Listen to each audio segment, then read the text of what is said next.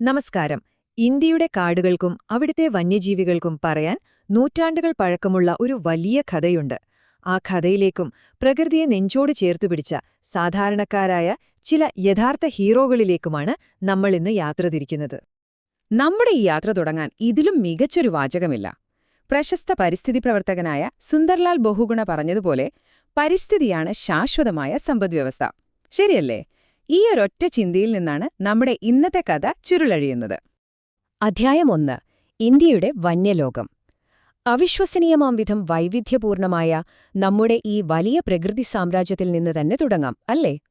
ഇതിലെ ഏറ്റവും കൗതുകകരമായ കാര്യമെന്താണെന്നറിയാമോ? ലോകത്തിന്റെ വെറും 2.4% കരഭൂമി മാത്രമേ ഇന്ത്യയ്ക്കുള്ളൂ. പക്ഷേ ഇവിടെയുള്ള ജീവജാലങ്ങളുടെ വൈവിധ്യം അമ്പരപ്പിക്കുന്നതാണ്. ലോകത്തിലെ 35 ജൈവ വൈവിധ്യ ഹോട്ട്സ്പോട്ടുകളിൽ 4 നമ്മുടെ രാജ്യത്താണ്. മഞ്ഞുമൂടിയ ഹിമാലയം മുതൽ കണ്ടൽക്കാടുകൾ നിറഞ്ഞ സുന്ദർബൻസ് വരെയുള്ള 10 വ്യത്യസ്ത ജൈവ ഭൂമിശാസ്ത്ര മേഖലകൾ. ശരിക്കും ഇതൊരു അത്ഭുതം തന്നെയാണ്. അധ്യായം 2. വനത്തിന്റെ കാവൽക്കാർ. ഏത് വലിയ ഇതിഹാസമെടുത്താലും അതിൽ ചില അൺസങ് ഹീറോസ്, അതായത് അധികം അറിയപ്പെടാത്ത നായകന്മാരുണ്ടാകുമല്ലോ. നൂറ്റാണ്ടുകളായി ഈ നാട്ടിൽ നടന്ന പരിസ്ഥിതി പോരാട്ടങ്ങളുടെ വലിയൊരു ചരിത്രം തന്നെയുണ്ട് നമുക്ക്. രാജാക്കന്മാരുടെ കാലം മുതൽ ആധുനിക കാലം വരെയുള്ള വലിയ മുന്നേറ്റങ്ങൾ. തങ്ങളുടെ സ്വന്തം വീടായ കാടിനെ നശിപ്പിക്കുന്നതിനെതിരെ ജീവൻ കൊടുത്തു പോരാടിയ സാധാരണക്കാരാണ് ഈ ചരിത്രം മുഴുവൻ തിരുത്തിക്കുറിച്ചത്.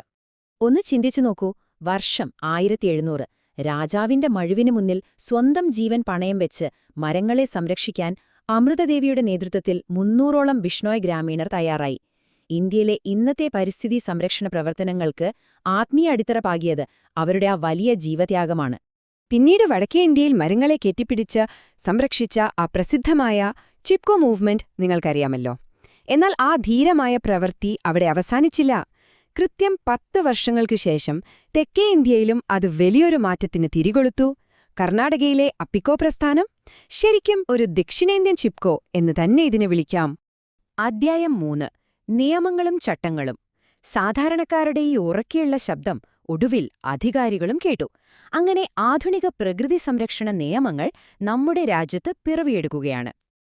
ഈ നിയമങ്ങൾ സത്യത്തിൽ നമ്മുടെ പ്രകൃതിക്ക് ലഭിച്ച ഒരു വലിയ കവചമായിരുന്നു. വേട്ടയാടൽ കർശനമായി നിരോധിക്കാനും കാടുകൾ വെട്ടിനശിപ്പിക്കുന്നത് തടയാനും പ്രധാനമായും ദുർബലമായ ആവാസവ്യവസ്ഥകളെ സംരക്ഷിക്കാനും ഇത് ഉദ്യോഗസ്ഥർക്ക് വലിയ കരുത്ത് നൽകി. അങ്ങനെ ഈ സംരക്ഷണ പ്രവർത്തനങ്ങളുടെ ഫലമായാണ് ഇന്ത്യയിലെ ഏറ്റവും ആദ്യത്തെ നാഷണൽ പാർക്ക് ജനിക്കുന്നത്. ഹിമാലയൻ താഴ്വരയിലെ ടെറായ് പ്രദേശത്ത് 1936 സ്ഥാപിതമായ ആ പാർക്കാണ് ഇന്നത്തെ ജിം കോർബറ്റ് നാഷണൽ പാർക്ക്.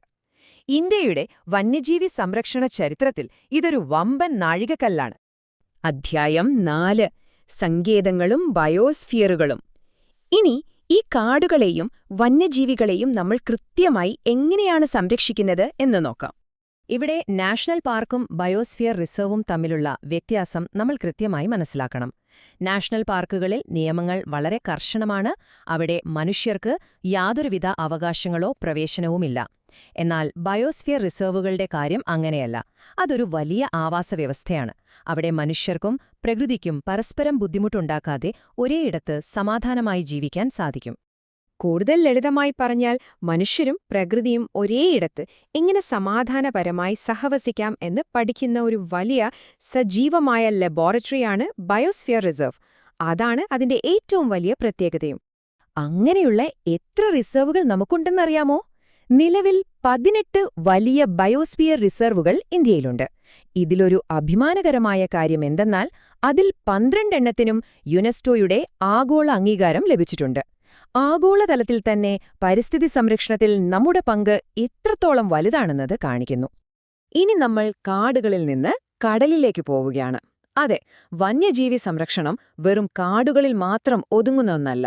നമ്മുടെ വന്യലോകം കടലിന്റെ ആഴങ്ങളിലേക്കും വ്യാപിക്കുന്നുണ്ട്. വംശനാശ ഭീഷണി നേരിടുന്ന കടൽ പശുക്കൾ അഥവാ ഡ്യൂഗോങ്ങുകൾക്ക് അഭയം നൽകുന്ന ഒരു പ്രധാന ഇടം കൂടിയാണിത്. അധ്യായം 5. അമൂല്യ വന്യജീവികൾ. ഇത്രയും നേരം നമ്മൾ പറഞ്ഞ നിയമങ്ങളും പാർക്കുകളും സംരക്ഷിക്കാൻ ലക്ഷ്യമിടുന്ന ഈ നാടിന്റെ അഭിമാനങ്ങളിലേക്കാണ് നാം ഇനി വരുന്നത്. ഇതിലെ ഏറ്റവും കൗതുകകരമായ കാര്യമെന്തെന്നാൽ ഗാംഭീര്യമുള്ള ഈ ഓരോ മൃഗവും അവരവരുടേതായ പ്രത്യേക ഭൂപ്രദേശങ്ങളിലെ യഥാർത്ഥ രാജാക്കന്മാരെ പോലെയാണ് നിലകൊള്ളുന്നത്. ഇന്ത്യയിൽ മാത്രം കാണുന്ന ഏഷ്യാറ്റിക് സിംഹങ്ങൾ മുതൽ മഞ്ഞുമലകളിലെ ഹിമപ്പുലികൾ വരെ ഇതിലുൾപ്പെടുന്നു. നമ്മുടെ രാജ്യത്തെ ഇത്തരം സംരക്ഷണ പ്രവർത്തനങ്ങളിൽ തീർച്ചയായും ഏറ്റവും മുൻപന്തിയിൽ നിൽക്കുന്നത് പ്രോജക്റ്റ് ടൈഗർ തന്നെയാണ്. നമ്മുടെ ദേശീയ മൃഗമായ ബംഗാൾ കടുവകളെ പൂർണ്ണമായ വംശനാശത്തിൽ നിന്ന് തിരികെ കൊണ്ടുവരാൻ 1973 തുടങ്ങിയ വലിയൊരു പോരാട്ടമായിരുന്നു ഇത്. നമ്മൾ നേരത്തെ പറഞ്ഞ ജിം കോർബറ്റ് നാഷണൽ പാർക്കായിരുന്നു ഈ പദ്ധതിക്ക് കീഴിലെ ആദ്യത്തെ ടൈഗർ റിസർവ്. 1967 ഇതൊരു വെറും അക്കമല്ല കേട്ടോ. 2018 സെൻസസ് പ്രകാരം ഇന്ത്യയിലുള്ള കടുവകളുടെ എണ്ണമാണിത്. ഒരു കാലത്ത് എന്നേക്കുമായി ഇല്ലാതാകുമെന്ന് നമ്മൾ ഭയന്നിരുന്ന കടുവകളെ സംരക്ഷിക്കാൻ പരിസ്ഥിതി പ്രവർത്തകർ നടത്തിയ നിരന്തരമായ പരിശ്രമങ്ങളുടെ ഏറ്റവും വലിയ വിജയമാണിത്. തീർച്ചയായും കടുവകൾക്ക് മാത്രമല്ല ഈ സംരക്ഷണം ലഭിക്കുന്നത്. അസമിലെ കാണ്ടാമൃഗങ്ങൾ, ഉയർന്ന ഹിമാലയൻ പ്രദേശങ്ങളിലെ ഹിമപ്പുലികൾ, അതുപോലെ രാജസ്ഥാനിലെ വലിയ ഇന്ത്യൻ ബസ്റ്റാർഡ് എന്നിങ്ങനെ പല മൃഗങ്ങളെയും സംരക്ഷിക്കാനുള്ള കൃത്യമായ പ്രോജക്റ്റുകൾ ഇവിടെ നടക്കുന്നുണ്ട്. കാരണം ഒരു പ്രധാന മൃഗത്തെ സംരക്ഷിക്കുക എന്ന് പറഞ്ഞാൽ സത്യത്തിൽ അത് ജീവിക്കുന്ന ആ ആവാസവ്യവസ്ഥയെ മുഴുവൻ സംരക്ഷിക്കുക എന്നാണർത്ഥം. അങ്ങനെ ഈ ഭൂമിയിലെ ജീവജാലങ്ങളുടെയും പ്രകൃതിയുടെയും കഥ ഇവിടെ തീരുന്നില്ല. കാരണം അതൊരിക്കലും അവസാനിക്കാത്തൊരു കഥയാണ്. നമ്മുടെ ഇന്നത്തെ ഈ യാത്ര അവസാനിപ്പിക്കുമ്പോൾ ഞാൻ നിങ്ങളോടൊരു ചോദ്യം ചോദിക്കാൻ ആഗ്രഹിക്കുകയാണ്. പ്രകൃതി സംരക്ഷണത്തിന്റെ വരും കാലങ്ങളിലെ പുതിയ അധ്യായങ്ങൾ എഴുതിച്ചേർക്കാൻ നിങ്ങളുടെ പങ്ക് എന്തായിരിക്കും? തീർച്ചയായും ഇതിനെക്കുറിച്ചൊന്ന് ചിന്തിച്ചു നോക്കുക. അപ്പോൾ മറ്റൊരു വിഷയമായി നമുക്ക് വീണ്ടും കാണാം. വിട.